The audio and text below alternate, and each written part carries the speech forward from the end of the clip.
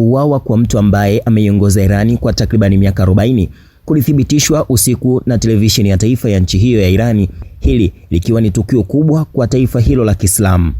Kulikuwa na sherehe katika baadhi ya mitaa ya miji ya Irani kutoka kwa watu waliopinga utawala wake. Hali hiyo itazitia moyo Israel na Marekani ambazo zimewahimiza wa Irani kutumia fursa hiyo kuamka na kuiondoa serikali.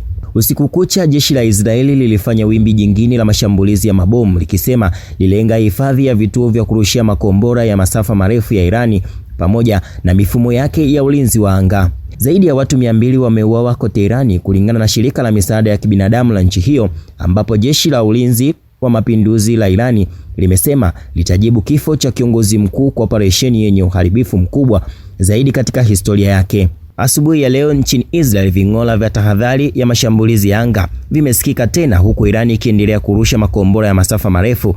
Karibu yote yamedunguliwa na mfumo wa ulinzi wa anga wa Israel. Hata hivyo, baadhi yalipenya mjini Tel Aviv. Shambulizi la makombora lilimuua mwanamke mmoja ambaye ni kifo cha kwanza cha raia wa Israel katika vita hivi.